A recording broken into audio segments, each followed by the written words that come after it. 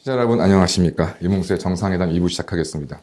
참 요즘에 이준석 가지고 말이 많습니다. 이준석이 또 회비받는 유튜브를 개설해서 선관위가 정치자금법 위반에 소지가 있다, 이제 중지 요청을 내라고 경찰 수사까지도 진행된다고 하네요.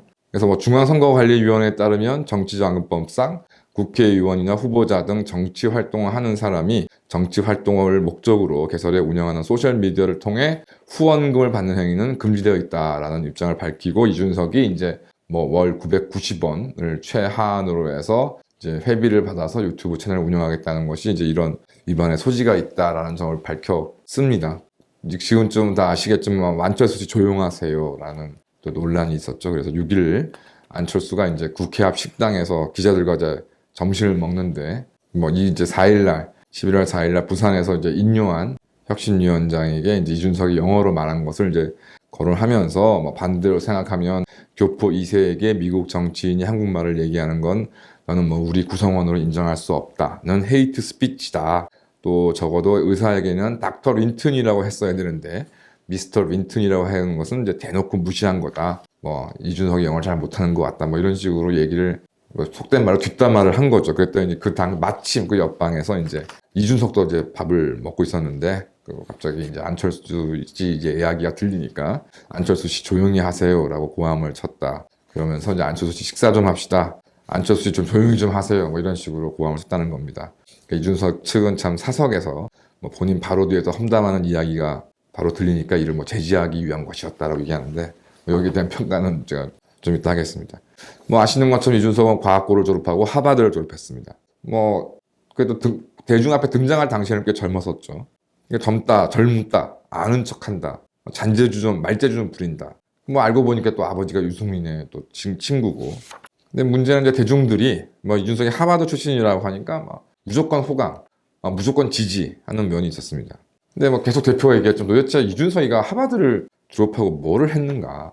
이제 친박 시세에 접근해서 술 먹고 거기서 나온 이야기 김무성한테 전해서 싸움 붙이고 사회적 기업을 운영했다고 하는데 어떻게 뭘 했는지 잘 모르겠고 코인으로 집 사고 차 사고 했다는 거.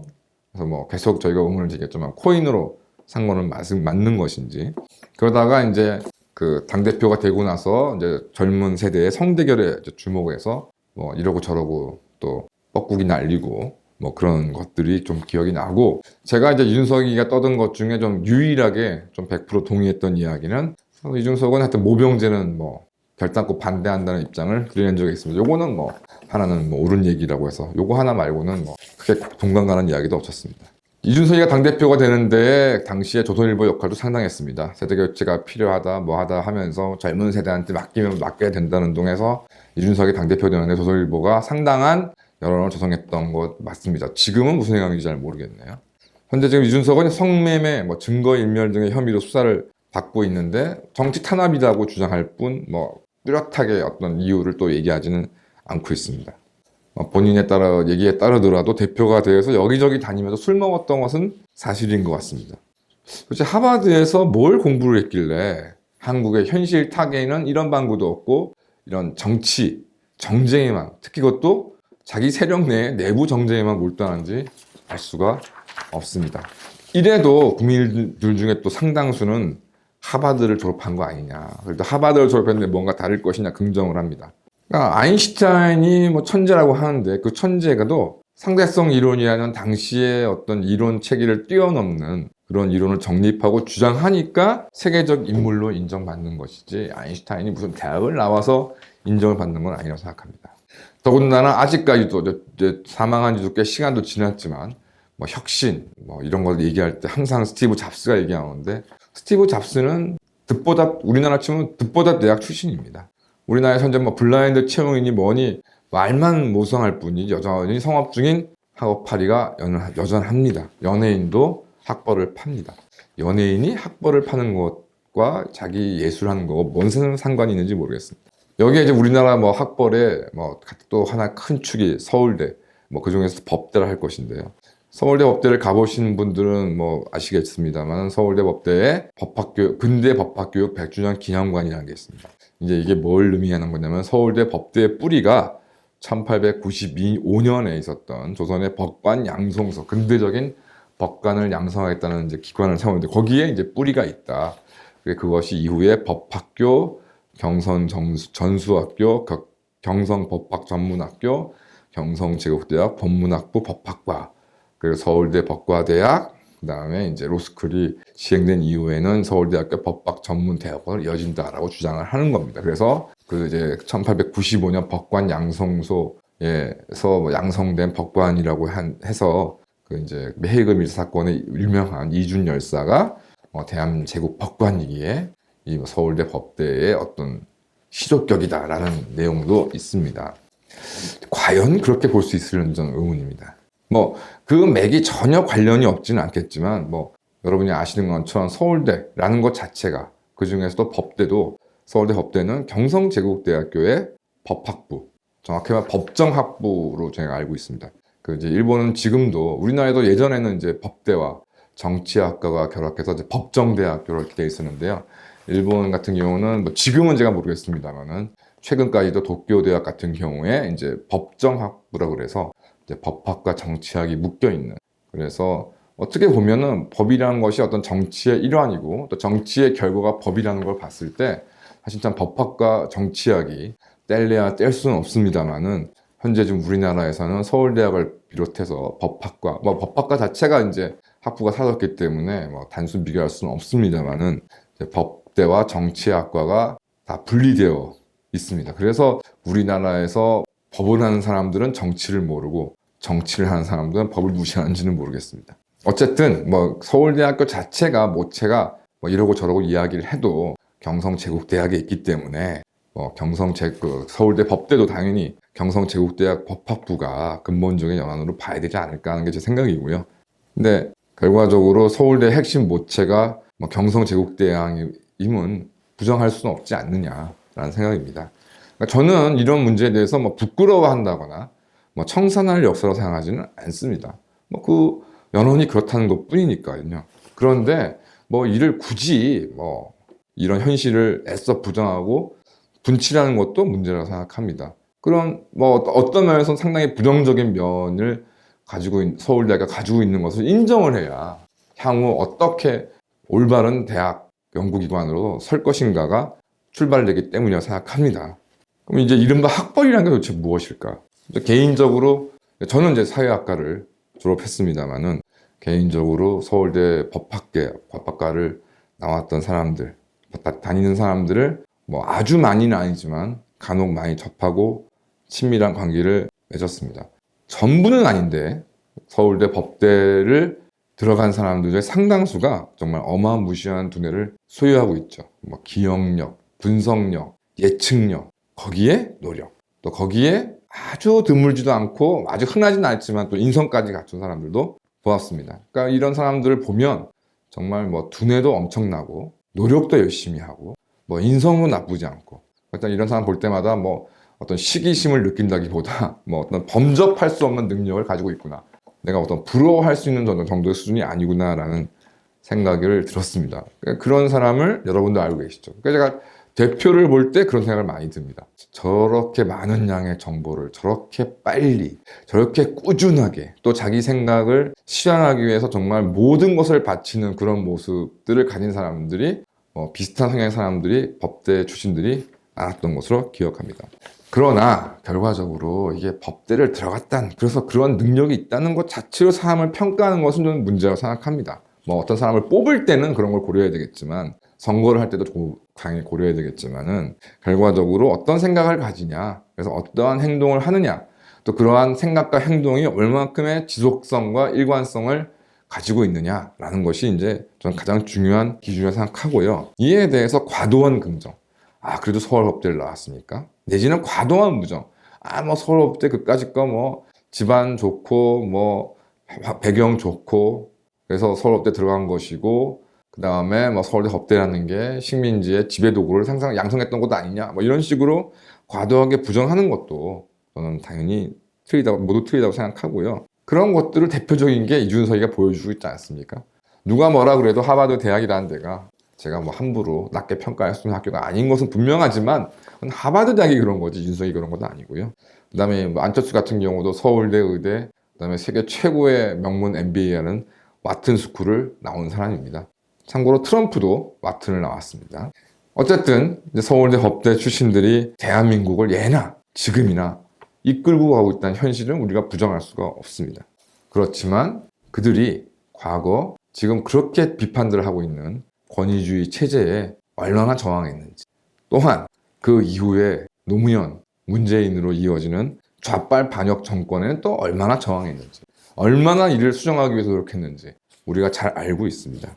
저는 개인적으로 김동호 차관, 이분이 이제 나중에 부산국제영화제 이제 개최위원장을 오랫동안 역임하셨는데요. 이분이 서울대 법대를 나오셨습니다. 뭐 영역은 잘 모르겠습니다만 이분은 7급 공무원 시험을 응시해서 합격을 하셨고, 이분이 뭐 나이가 많으신 분인데 과거에 이런 뭐 문화관광부, 공보나 이런 게 아닌 곳에 이제 이 관광부의 공무원으로 일하신 걸로 요즘으로 치면 정말 한직으로 가신 거죠.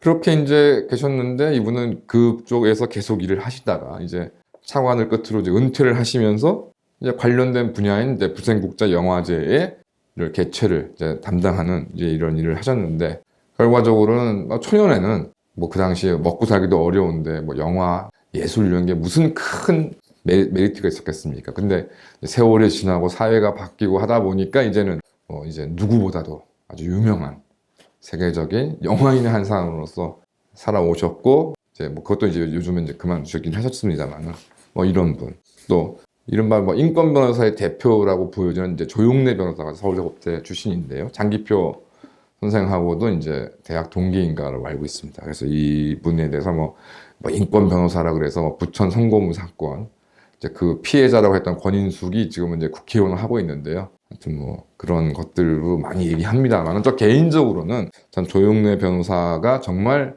우리 사회에 큰 의미를 줬던 사건은 저는 망원동 수해 국가배상 사건 승소라고 생각합니다. 이제 뭐 저도 이제 나이가 50이 넘었으니까 옛날 일들을 잘 기억하고 있는데, 기억하시겠습니다. 84년도에 망원동, 그 다음에 풍납동 이런 데에 아주 수해가 크게 났었습니다. 동네 전체가 침수해서 정말 난리가 났었던 게 기억이 나고, 가깝게는 뭐 얼마 전에도 뭐 강남에서 이제 홍수가 났었습니다만은, 제가 대학에 들어가서 얼마 안 됐을 때 이제 90년에도 막 노량진 일대가 막 물에 잠기는 등의 큰 피해가 있었고, 그때 이제 그 서울대학교에도 이제 수해로 이제 서울대학교 수도가 끊어져서 그 일대가 수도가 끊어져서 이제 그 하숙하던 뭐 서울대학교 학생들 선배들이 그 이제 그 신림동을 가로지르는 도림천에 내려와서 이렇게 이 닦고 세수했다는 얘기를 좀 들은 적이 있습니다. 학교에도 막 물이 전혀 나오지 않아서 크게 곤욕을 치렀던 게 기억이 나고요. 그런 수해가 사실 서울 및 수도권에 왕왕 크게 발생을 해서 많은 피해가 있었고, 뭐 이재민도 많이 발생했습니다. 그럴 때 이제 이 망원동에서 수해가 난 것이 이제 배수 펌프 조작에 실수다, 국가가 책임을 져야 된다는 소송을 이제 조용래 변호사가 대리해서 제기를 했는데, 이게 이제 인정이 됐습니다. 뭐 그래서 꼭 그래서만은 아니겠지만 어쨌든 이런 판결이 나옴으로 해서 이제 뭐 올림픽을 앞서기도 하지만은 하여튼 뭐 서울을 포함한 전국이 그래도 대대적으로 수로에 대한 정비 사업이라던가 이런 배수 펌프라는 것들을 대폭 강화하고 뭐 한강 개발 사업들도 연결되었습니다만은, 하여튼 그 이후에 최소한 서울에서는 큰 수해는 그때 84년이나 90년 같은 큰 수해는 나지 않았다. 결과적으로 국가 배상이 인정됨으로 해서 어쨌든 이러한 문제들이 조기에 잘 마무리될 수 있는 하나의 계기가 되었다. 결과적으로 제가 볼 때는 서울대 법대 나왔던, 제가 아는 한 김동호 전 문광부 차관, 부산국제영화제 개최위원 공동위원장 했던 김동호 전 차관, 그다음에 조용래 변호사 등이 정말 참 이 의미 있는, 우리나라를 한 단계 업그레이드 시키는 정말 의미 있는 일을 하셨다. 서울대 법대가 자랑할 만한 분들은 이런 분들이 아닐까 생각이 좀 들고, 그래서 하여튼 하버드가 나오든 서울대 법대가 나오든 이제 좀 그런 것 가지고 사람을 판단하지 말고, 그 사람이 어떤 일을 해왔고 어떤 생각을 해왔고 또 그 것들을 얼마만큼 지속적으로 해왔고 그 실현을 하기 위해서 얼마만큼 오랫동안 노력했는지를 가지고 저는 사람을 좀 평가해야 된다 생각합니다. 그런 것들을 도외시하고 젊은 어린아이를 우야우야 하면서 거의 뭐 10년 넘게 기대하고 믿었던 한국의 기득권 기성세대들이 오늘날 괴물 이준석을 만든 게 아닌가 생각합니다. 감사합니다.